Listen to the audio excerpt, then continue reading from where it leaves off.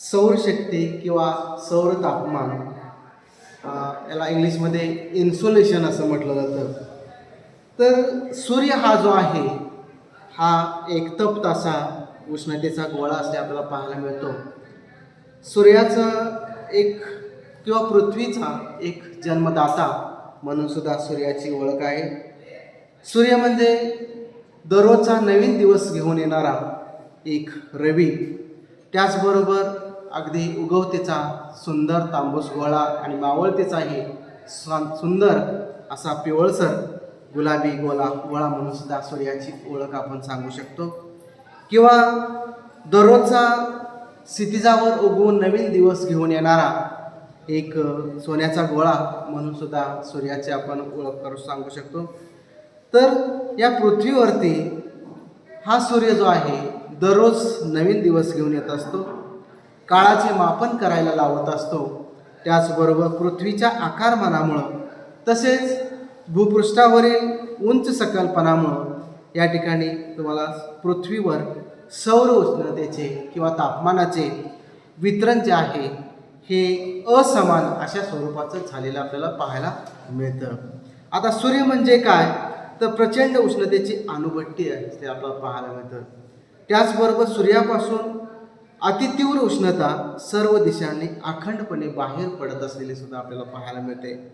सूर्याच्या पृष्ठभागावर किती आहे टेम्परेचर तर या पृष्ठभागावरती जवळपास 6000 डिग्री सेल्सिअस इतकं सूर्याच्या पृष्ठभागावरती तापमान असलेलं पाहायला मिळतं आपल्याला.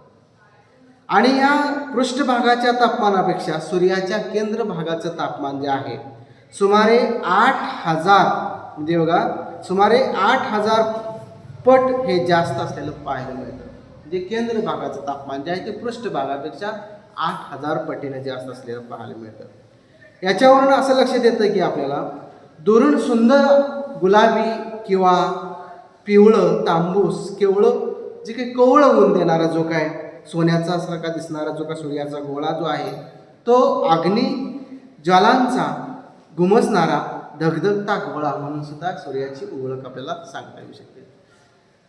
सूर्याकडून पृथ्वीवर साधारणपणे सतत उष्णतेचं उत्सर्जन होत असतं आणि सूर्यापासून वातावरणाला साधारणपणे 99.97% इतकी उष्णता किंवा शक्ती ही आपल्याला मिळत असलेली पाहायला मिळतं.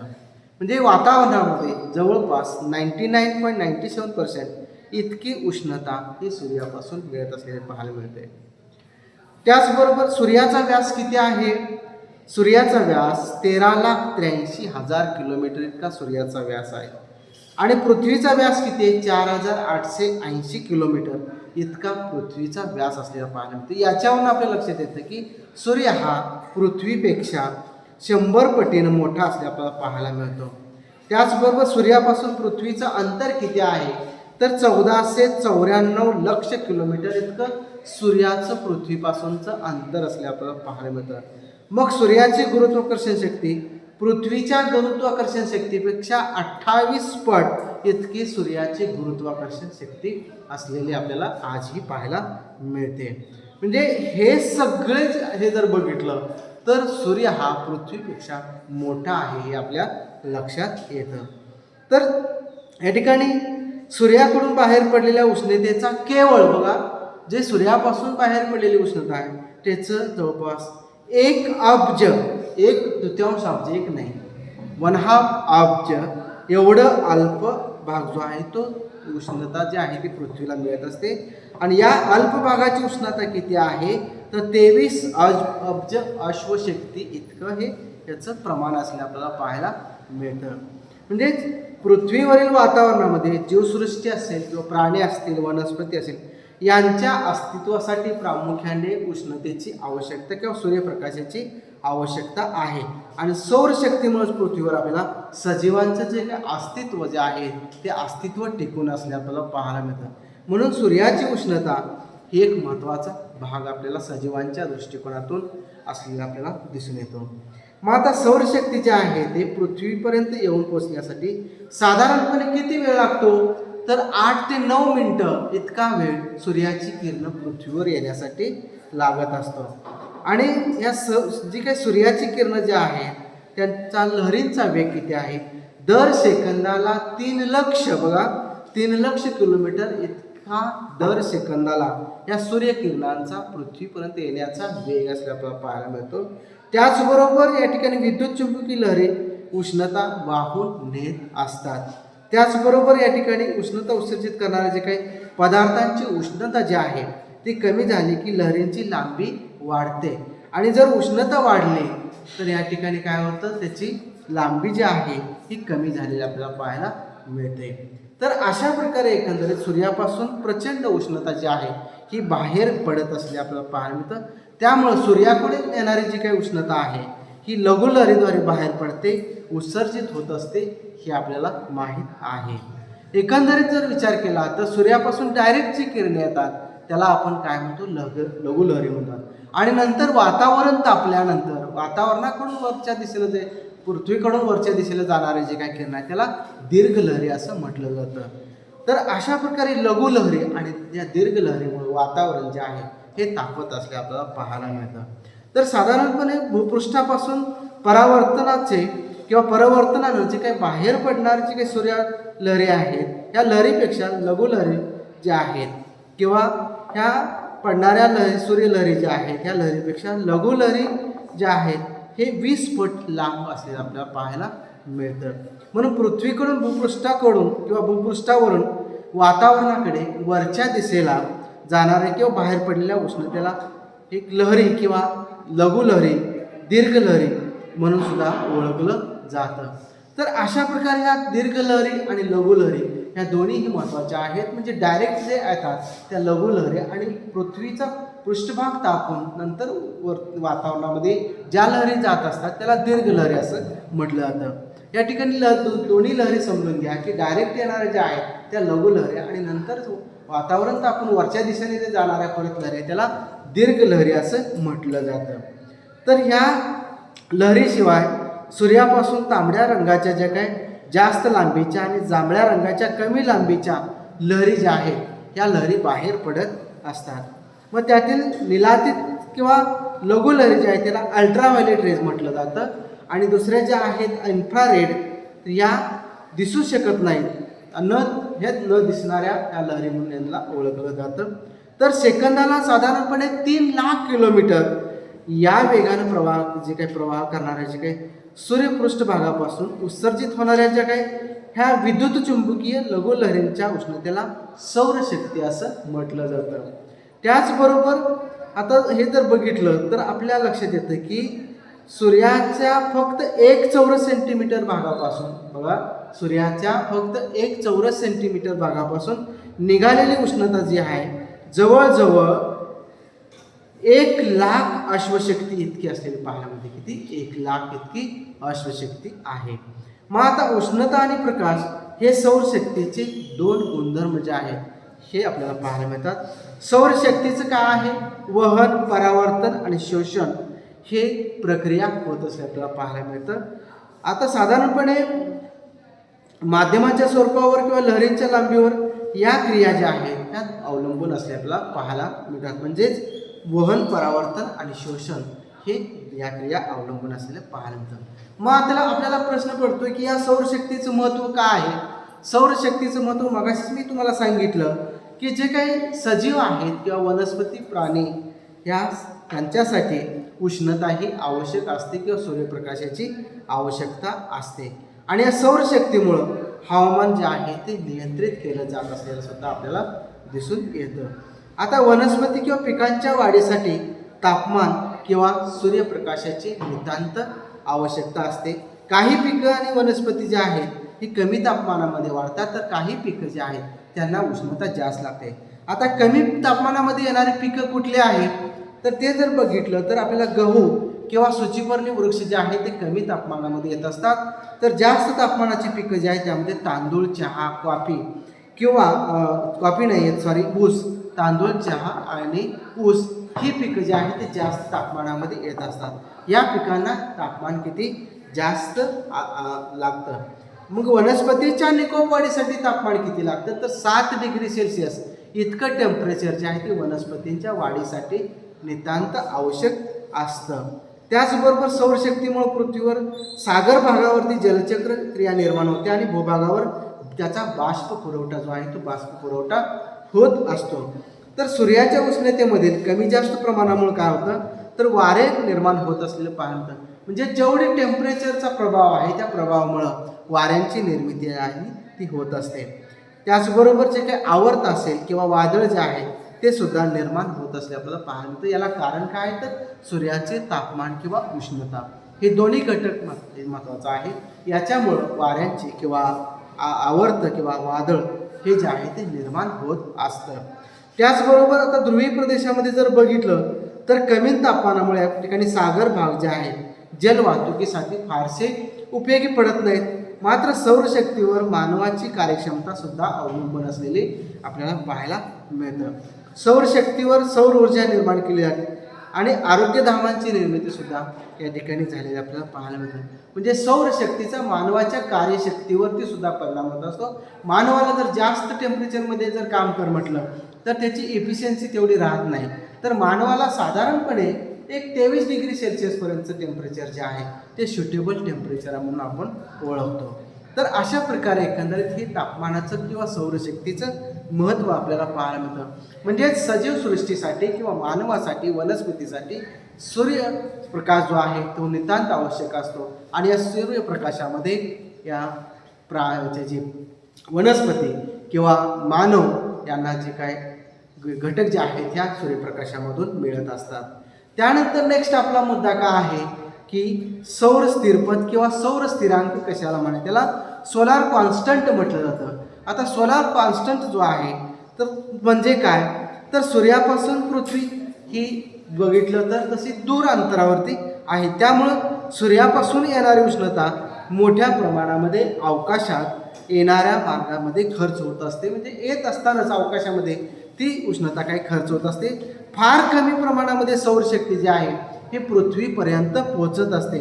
तर ही किती आहे पृथ्वीवर दर चौरस सेंटीमीटर भागावरती दर मिनिटाला 1.94 बघा दर चौरस सेंटीमीटरला दर मिनिटाला 1.94 इतकी कॅलरी उष्णता जी आहे ती पृथ्वीला मिळत असते.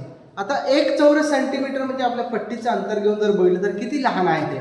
तर एवढ्या अंतरावरती एका मिनिटाला फक्त 194 कॅलरी एवढी उष्णता मिळत असते. आता या ठिकाणी 1 ग्रॅम वजनाच्या पाण्याचे 1 ग्रॅम किंवा 1 डिग्री सेल्सिअसनं तापमान वाढवण्यासाठी 1 कॅलरी एवढी उष्णता आपल्याला लागते. मग विशेष म्हणजे काय तर या ठिकाणी पृथ्वीला मिळणाऱ्या उष्णतेमध्ये किंवा उष्णतेत वाढ किंवा घट कधीही होत नाही. तर ही उष्णता प्रमाण जे आहे हे कायम असतं, हे टिकून असतं. म्हणून त्याला काय म्हटलेलं आहे सोलार कॉन्स्टंट किंवा स्थिर पद असं म्हटलं जातं. या टेम्परेचरमध्ये कोणत्याही प्रकारचा बदल होत नाही म्हणून याला सोलार कॉन्स्टंट किंवा स्थिर पद असं म्हटलं जातं. आणि हे उष्णतेचं प्रमाण जे आहे सजीव असतील प्राणी असतील वनस्पती असेल यांना पुरेसं आणि योग्य आवश्यक तेवढंच या ठिकाणी मिळत असतं. आणि आधुनिक संशोधनानुसार जर बघितलं तर सौर पृष्ठभागावरील डागानुसार किंवा या शक्तीमध्ये थोडं परिवर्तन होत असावं असं काही शास्त्रज्ञांचं मत असलेलं किंवा अंदाज आहे असं दिसून येतं. परंतु सोलार कॉन्स्टंट हे जे आहे याच्यामध्ये मी जे सांगितलं टेम्परेचर दर चौरस सेंटीमीटरवरती दर मिनिटाला 1.94 या एवढी कॅलरी जी आहे ही कॅलरी एवढी मिळत असते. आणि 1 ग्रॅम वजनाच्या पाण्याचे 1 डिग्री सेल्सिअसनं तापमान वाढवण्यासाठी 1 कॅलरी जे आहे ही उष्णता या ठिकाणी लागत असले आपल्याला पाहायला मिळतं. तर अशा प्रकारे एकंदरीत या ठिकाणी सोलार कॉन्स्टंट किंवा सौर स्थिरपद असं याला आपण म्हटलं जातं. त्यानंतर एक मुद्दा होतो चालू तो आहे सौरशक्तीचे किंवा तापमानाच्या वितरणावरती परिणाम करणारे घटक. मग आता कोणकोणते घटक आहेत तापमानाच्या वितरणावर परिणाम करणारे. प्रामुख्याने जर बघितलं तर सूर्यकिरणांचा भूपृष्ठाशी झालेला कोन, त्याचबरोबर पृथ्वीचे सूर्यापासूनचे अंतर, त्यानंतर जमीन आणि पाणी यांचं वितरण, त्यानंतर या ठिकाणी तुम्हाला सांगता येईल की ढगांचं प्रमाण आणि वनस्पतींचं आच्छादन, समुद्र सपाटीपासून त्याची असणारी उंची, त्याचबरोबर अक्षांश, समुद्र सानिध्य असे हे वेगवेगळे घटक जे आहेत हे जे आहे तापमानाच्या वितरणावरती परिणाम करत असतात. यापैकी पहिला जो आहे तो सूर्यकिरणांचा भूपृष्ठाशी झालेला कोन. आता लंबरूप किरण विषुववृत्त भागावरती जर जास्त उष्णता देतात, तर तिरपी किरणं जी आहेत हे ध्रुवीय प्रदेशामध्ये उष्णता कमी देत असतात, कारण त्या ठिकाणी ते जागा जास्त व्यापत असतात. जास्त जागा व्यापल्यामुळं काय होतं, तर उष्णता कमी देतात. आणि जागा जर कमी व्यापत असतील तर त्या ठिकाणी काय होतं, तुम्हाला उष्णता जास्त देत असते पाहायला मिळतं. म्हणजे विषुववृत्तावरती या ठिकाणी जर बघितलं तर हा डायग्राम काढून बघू आपण. या ठिकाणी जर बघितलं, सूर्याची किरण तिथून ज्या येत असतात त्यावेळेला अगदी उष्णता जास्त असते, परंतु इथून ज्या वेळेला हा भाग व्यापला जातो त्यावेळेला ही तुम्हाला जास्त जागा व्यापत असल्यामुळं या ठिकाणी ध्रुवावरती तुम्हाला उष्णता कमी पाहायला मिळते. तर विषुववृत्तावरती या ठिकाणी म्हणजे उष्णता जी आहे हे तुम्हाला जास्त पाहायला मिळते. म्हणजे या ठिकाणी विषुववृत्तावरती तुम्हाला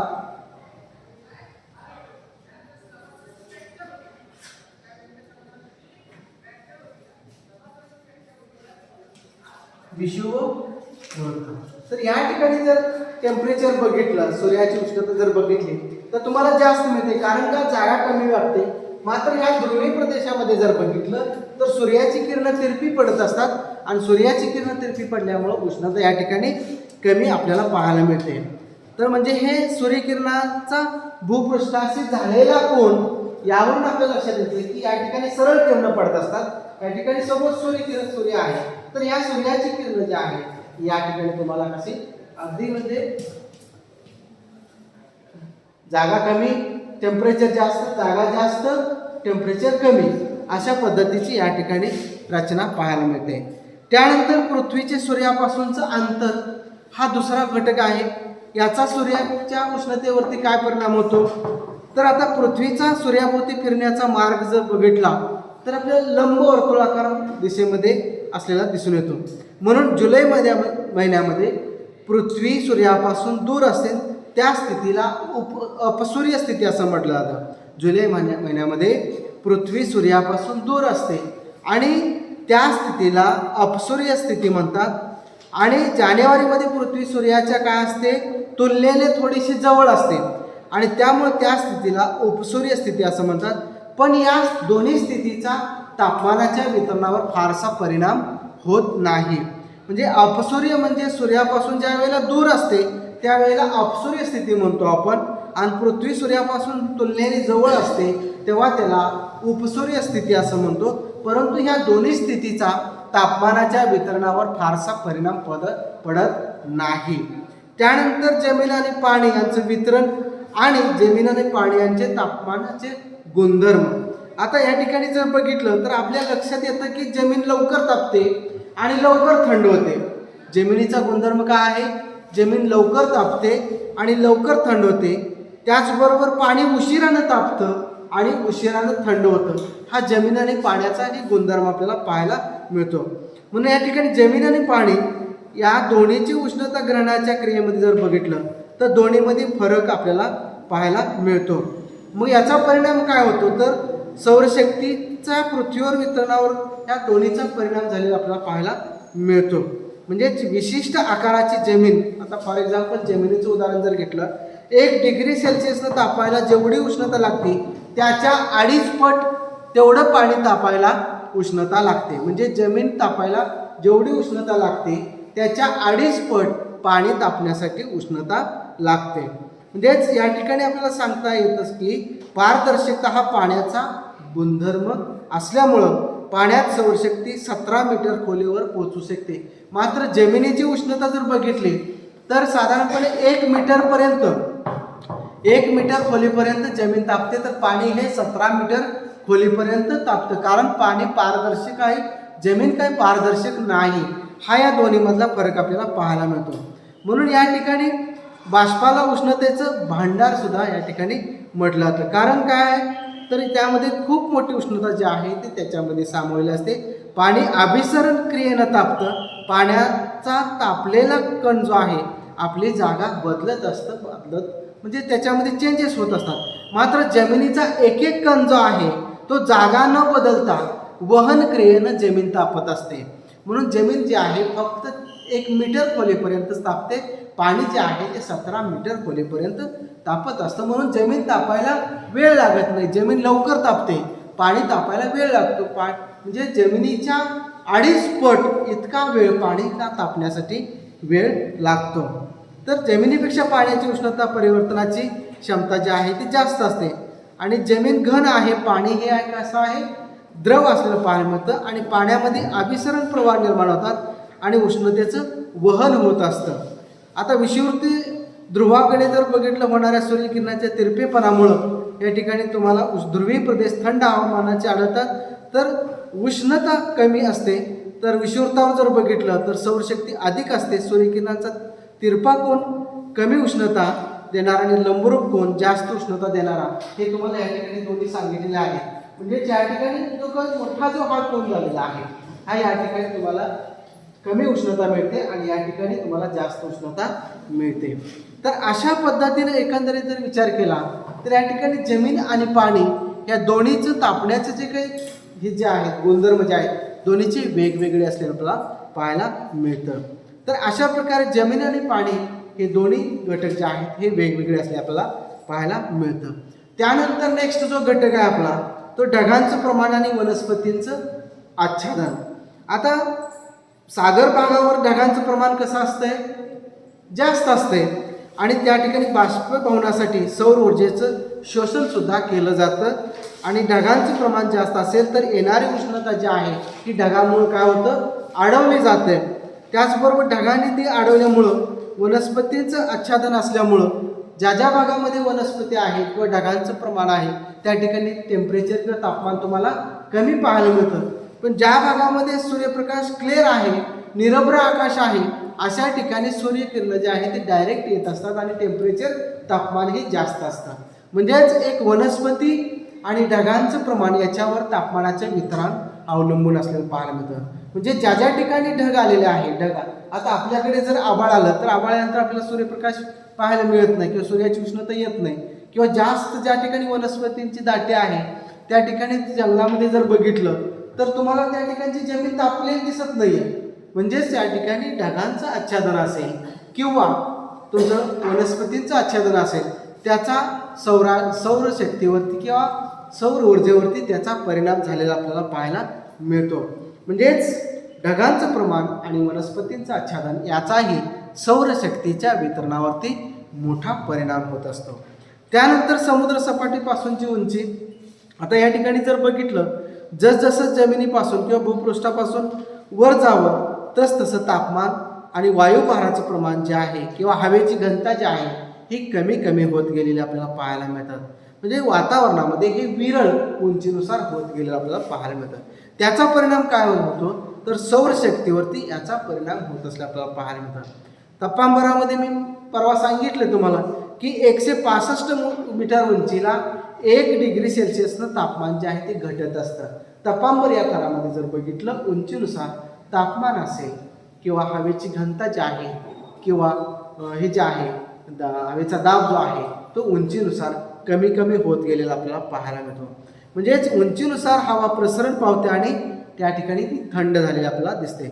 आणि त्यामुळे अधिक उंचीवरील ठिकाणे जे आहेत आज जे आपण बघतोय पर्यटन ठिकाण जे आहेत थंड हवेचे ठिकाण म्हणून ओळखली जातात, आल्हाददायक हवामानाचे ठिकाण म्हणून ओळखली जातात. त्यामध्ये कोणते आहेत, महाबळेश्वर, माथेरान, उटी, माउंट आबू, दार्जिलिंग हे जे ठिकाणं जे आहेत हे त्यामुळंच आज थंड हवेची ठिकाणं म्हणून ओळखली जातात. कारण उंचीनुसार तापमान जे आहे हे तापमान कमी होत असतं. तर जे ठिकाणे साधारणपणे 2000 मीटर उंचीपेक्षा जास्त असतात आणि म्हणून त्या ठिकाणी टेम्परेचर जे आहे ते कमी असतं. म्हणजे समुद्र सपाटीपासून उंचीचा तापमानाच्या वितरणावरती नक्कीच परिणाम झालेला आपल्याला पाहायला मिळतो. जसजसं उंच जावं तसं तापमान हे घटत गेलेलं पाहायला मिळतं. 160 मीटर उंचीला जवळपास 165 मीटर उंचीला 1 डिग्री सेल्सिअसनं हे उंचीनुसार तापमान जे आहे हे तापमान कमी होत असतं. तर याचा जो आहे तो सूर्याच्या उष्णतेवरती किंवा सौरशक्तीवरती त्याच्या वितरणावरती परिणाम झालेला आपल्याला पाहायला मिळतो. त्यानंतर अक्षांश आहे, तर अक्षांशाचा सुद्धा सौरशक्तीच्या वितरणावरती परिणाम जो आहे हा परिणाम झालेला आपल्याला पाहायला मिळतो. तर आता ध्रुवीय भागाकडे जर बघितलं तर उच्च अक्षांशावरती सूर्यकिरण तिरपी पडतात. या ठिकाणी दिसते हा ध्रुवीय प्रदेश आहे. तर या ठिकाणी सूर्याचे किरण तिरपी पडतात आणि जास्त जागा व्यापतात, म्हणून या ठिकाणी तापमान जे आहे कमी पाहायला मिळतं. मात्र या ठिकाणी जे काही विषुववृत्तीय भाग जर बघितला या ठिकाणी जागा कमी व्यापतात आणि म्हणून या ठिकाणी उष्णता तुम्हाला जास्त पाहायला मिळते. तर अक्षांशाचा जो आहे हा सुद्धा परिणाम याच्यावरती पडत असल्याला पाहायला मिळतो. त्यामुळे ध्रुवीय प्रदेशामध्ये अतिशय कमी तापमान किंवा थंड हवामान जे आहे हे तुम्हाला पाहायला मिळतं. याच्या उलट जर बघितलं तर विषुववृत्तीय भागामध्ये कमी अक्षांश असतो आणि या कमी अक्षांशावरती सूर्याची किरण जे आहे, या कमी अक्षांशावरती सूर्याची किरण जे आहे ते सरळ पडत असतात. सरळ पडत असल्यामुळे जागा कमी व्यापतात आणि जागा कमी व्यापल्यामुळे या ठिकाणी तापमान जे आहे ते जास्त तापमान असले आपल्याला पाहायला मिळतं. तर विषुववृत्तावर हवामान उष्ण आणि दमट अशा प्रकारचं पाहायला मिळतं.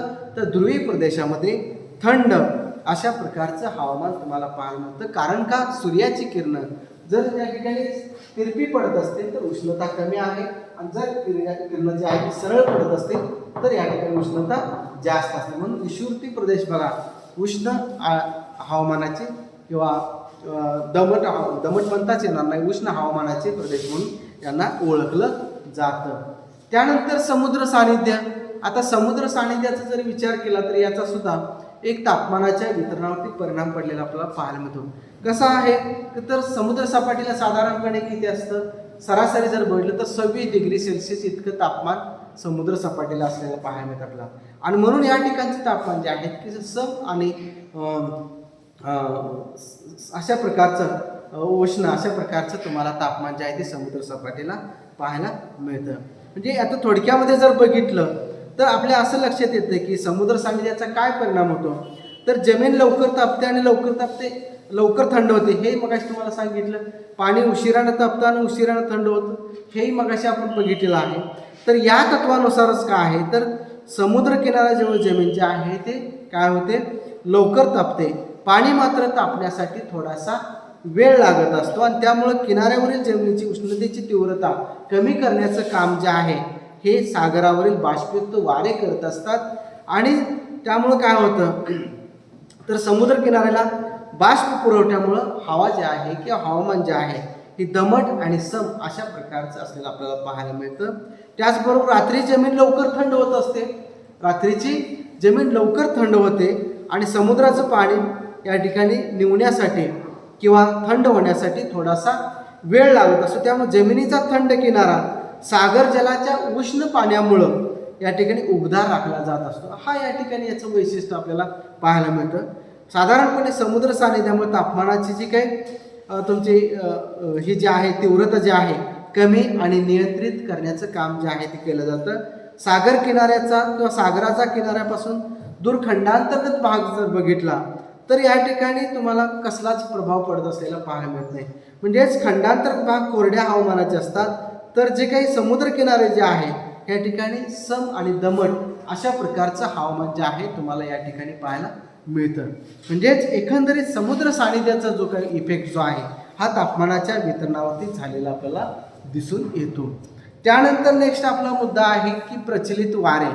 या प्रचलित वाऱ्यांचा काय परिणाम होतो तर वारे हे जे आहे ज्या प्रदेशावरून वाहतात त्याप्रमाणे त्यांचा प्रभाव जो आहे तो हवामानावरती पडत असतो. उदाहरणार्थ जर बघितलं उष्ण प्रदेशाकडून वाहत येणारा वारा उष्ण असतो, तर थंड प्रदेशाकडून वाहत येणारा वारा जो आहे तो थंड असतो.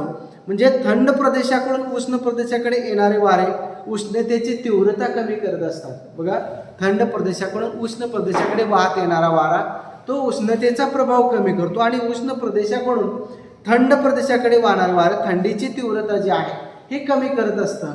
तर हे प्रचलित वाऱ्यांचा हा गुणधर्म किंवा इफेक्ट जो आहे हा तापमानाच्या वितरणावरती होत असतो. म्हणून तापमानावरती या प्रचलित वाऱ्यांचा सुद्धा मोठा परिणाम झालेला आपल्याला पाहायला मिळतो. त्यानंतर समुद्र प्रवाह हाही एक तापमानाच्या वितरणावरती परिणाम करणारा महत्त्वाचा घटक आहे. आता या ठिकाणी जर बघितलं तर उष्ण समुद्र प्रवाह जर थंड प्रदेशाच्या किनाऱ्यावरून वाहत असेल तर त्यावेळेला थंड प्रदेशाचा किनारा काय होतो तो गोठला जातो. गोठला जात नाही, कारण का तर उष्ण प्रवाह त्या ठिकाणी येत असतो. आणि त्या ठिकाणची बंदरंसुद्धा ही खुली राहतात. कारण का, तर तो उष्ण प्रवाह असतो. उष्ण प्रवाह आल्यामुळं जरी तो प्रदेश थंड असला तरीसुद्धा त्या ठिकाणी उष्ण प्रवाह आल्यामुळं तो प्रदेश गोठत नाही किंवा बंदरं जे आहे ते वाहतुकीसाठी खुली राहत असतात. त्या ठिकाणचं हवामान जे आहे ते उबदार राहत असतं. मात्र थंड प्रवाह जर उष्ण प्रदेशाच्या किनाऱ्यावरून वाहत असेल तर त्या प्रदेशातील उष्णता किंवा त्याची तीव्रता जी आहे तापमानाची ही कमी करत असतं आणि हवामान जे आहे ते सौम्य राहत असतं. म्हणजे दोन्हीसाठी या ठिकाणी जो बदल जो आहे तो चांगला बदल होत असलेला पाहायला मिळतो. तर या ठिकाणी बघितलं तर आपल्या असं लक्षात येतं की आता उत्तर अमेरिकेच्या पूर्व किनाऱ्याजवळ गल्फ स्ट्रीम हा जो प्रवाह जो आहे हा उष्ण प्रवाह वाहतो. त्यामुळं किनाऱ्याचं हवामान जे आहे थोडंसं उबदार राहत असतं. म्हणजे जरी थंड हवामानाच्या प्रदेशामध्ये उष्ण प्रवाह वाहत असेल तर त्या ठिकाणचं हवामान थोडंसं सौम्य व्हायला मदत होत असते आणि त्यामुळं किनारा उबदार होतो. साधारणपणे 40 डिग्री उत्तर अक्षवृत्तावर जर बघितलं तर लॅब्राडोर शीतप्रवाह दक्षिणेमध्ये ज्या गल्फ प्रवाहामध्ये मिसळतो. त्यामुळं काय होतं तर न्यूफाऊंडलंडचा किनारा जो आहे या ठिकाणी तुम्हाला हिमनग जे आहे हे वितळताना पाहायला मिळतात. तर अशा प्रकारे एकंदरीत उष्ण प्रवाह थंड प्रदेशामध्ये वाहत असेल तर त्या ठिकाणचं हवामान जे आहे सौम्य व्हायला मदत होते किंवा थंड प्रवाह उष्ण प्रवाह प्रदेशामध्ये जर वाहत असेल त्याचा परिणाम ही त्या ठिकाणी तापमान हे कंट्रोल करण्यामध्ये मदत होत असले आपल्याला पाहायला मिळतं. त्यानंतर नेक्स्ट घटक जो आहे तो आभ्राच्छादित आकाश आणि पर्जन्य. ज्या भागामध्ये मी मगाशी सांगितल्या पद्धतीनं ज्या भागामध्ये नेहमी आकाश ढगाळ असतं किंवा आभ्राच्छादित असतं त्या ठिकाणी सूर्यकिरण जे आहे ती ढगाच्या छतावरती पडत असतात. ते सूर्यकिरण जमिनीवरती येऊ शकत नाहीत आणि त्यामुळे भूपृष्ठाचं तापमान जे आहे कसं स्थिर राहत असतं. भूपृष्ठाचं तापमान स्थिर राहतं. आपल्याकडे पावसाळ्यामध्ये जर बघितलं तर आभाळ आलेलं असतं. आभाळ आल्यानंतर आपल्याकडे सूर्यप्रकाश येतो का, नाही येत. आज आपण पाहतोय सूर्यप्रकाश, परंतु काल किंवा त्याच्या अगोदर जर बघितलं तर आपल्याला सूर्यप्रकाश दिसत नव्हता आणि त्याचा हवामानावरती परिणाम जो आहे तो होत असले आपल्याला पाहायला मिळतो. या उलट जर बघितलं तर जर निरभ्र आकाश असेल, आज कसं आहे निरभ्र क्लीन आकाश आहे, म्हणून या ठिकाणी जर बघितलं तर तापमान जे आहे या ठिकाणी भूपृष्ठ लवकर तापते आणि रात्री उत्सर्जनामुळे लवकर निवतं आणि थंड होतं. त्यामुळे काय होतं तर या ठिकाणी विषम हवामान निर्माण झालेलं आपल्याला पाहायला मिळतं. आणि पावसामुळं काय होतं, पावसाळ्यामध्ये जर बघितलं तर जमिनीची उष्णता जी आहे ती पावसामुळं कमी होते आणि तापमान उतरतं आणि वातावरणामधील उष्णता जी आहे ते जमिनीवरील पावसाच्या पाण्यानं बाष्पीभवन होण्यासाठी खर्च केली जाणारी जी उष्णता जी आहे त्याच्यामुळं काय होतं तर तापमान वाढत नाही, म्हणजेच या ठिकाणी तापमान कमी झालेलं आपल्याला पाहायला मिळतं. तर अशा प्रकारे आभ्राच्छादित आकाश असेल किंवा पर्जन्य असेल याचा सुद्धा पर्जन्याच्या तापमानाच्या वितरणावरती परिणाम होत असले आपल्याला पाहायला मिळतं. त्यानंतर वनस्पती आहे. वनस्पतीचं सुद्धा तापमानाच्या वितरणावर परिणाम होतो. ज्या ज्या ठिकाणी वनस्पतीचं प्रमाण जास्त आहे त्या ठिकाणी बाष्प प्रमाण जे आहे तुम्हाला जास्त पाहायला मिळतं आणि त्यामुळे जास्त बाष्पीभवन झाल्यामुळे वनस्पतीमुळे काय होतं तर त्या ठिकाणी तापमान वाढत नाही. आता वाळवंटामध्ये जर बघितलं तर वनस्पतींचा अभाव असतो आणि वनस्पतींचा अभाव असल्यामुळं या ठिकाणी बाष्पीभवन कमी प्रमाणात होतं आणि म्हणून वाळवंटामध्ये उष्ण आणि थंड किंवा तीव्र थंडी जी आहे हे जास्त असते, टेम्परेचर जास्त असतं. म्हणजे अशा पद्धतीचं विषम अशा स्वरूपाचं हवामान तुम्हाला पाहायला मिळेल. आज राजस्थानसारख्या काही भागामध्ये जर गेला तुम्ही तर तुम्हाला त्या ठिकाणी दिवसा प्रखर उष्णता आणि रात्री थंडी अशा पद्धतीचं तुम्हाला हे वातावरण पाहायला मिळतं. म्हणजे तापमानामध्ये किंवा हवामानामध्ये विषमता जी आहे ही विषमता तुम्हाला या ठिकाणी पाहायला मिळते. तर अशा प्रकारे एकंदरीत अनेक घटक जे आहेत याचा तापमानाच्या वितरणावरती परिणाम पडलेला आपल्याला पाहायला मिळतो. त्यानंतर जमिनीचा उतार हा सुद्धा तापमानाच्या वितरणावरती परिणाम करणारा महत्त्वाचा घटक आहे.